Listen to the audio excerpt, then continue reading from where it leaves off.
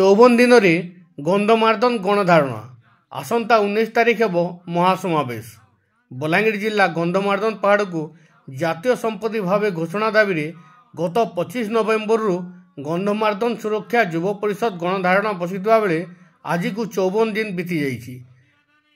धारणार अंचल तथा पड़ोशी जिलार अनेक संगठन और व्यक्ति विशेष जोड़ी होता बेले दाबी पूरण होगा पर्यंत गणधारण जोग देथिबा बेले आसंता जनवरी 19 तारिख गंधमार्दन महासमावेश करने प्रस्तुत होउछि गंधमार्दन युव परिषद।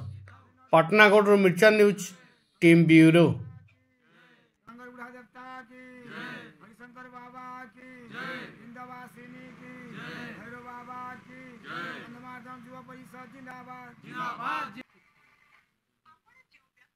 मुन्ना टेकेन्द्र जाल गंधमार्दन सुरक्षा युव परिषद सदस्य।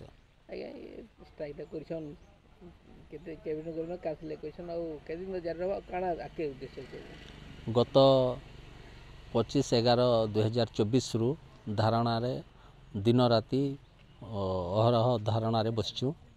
आज 54 दिन है आउ जेन दिन पर्यंत सरकार माने आमर गंधमार्दन सुरक्षा लगी गोटे स्थायी आईन नाई तैयारी करबे सेते दिन पर्यंत धारणा आम बसिथु बोली निष्पत्ति नहीं।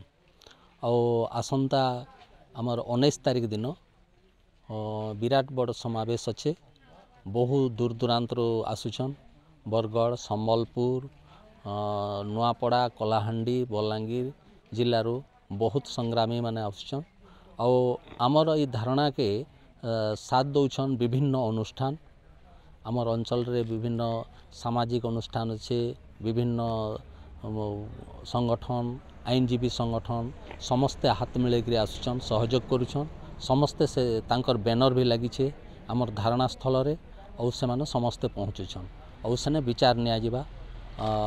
आमर किछि लोक प्रतिनिधि माने मध्य आसुछन समस्त को आमे जणैछु तांकर भी मतामत नेबार अच्छे।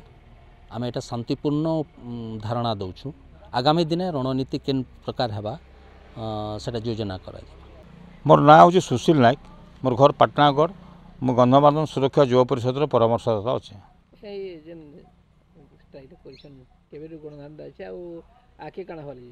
देखुन दीर्घ आमर यहाँ 54 दिन ना अहोरात्र अहो दिवस गणधारणा चली अनवरत। आउ विधानसभा उपमुख्यमंत्री स्पष्टीकरण देछन किंतु आमे कहूँ स्पष्टीकरण आईन निसी आमको गोटे स्वतंत्र सुरक्षा आईन आन प्रोटेक्शन बिल्ड आन आके सब मान सर्वसम्मति गृहित हो इटा है आमर लक्ष्य सब बेले। आगामी 19 तारिख रे आमर गोटे महासमावेश 6टा जिलार लोक नहीं आ विराट जन आंदोलन तापर आरंभ होगा जेनटा कि आगामी 24 तारिख रे आमे आपनकर संबलपुर कमिशनर ऑफिस घेराव करमु योजना रखाई।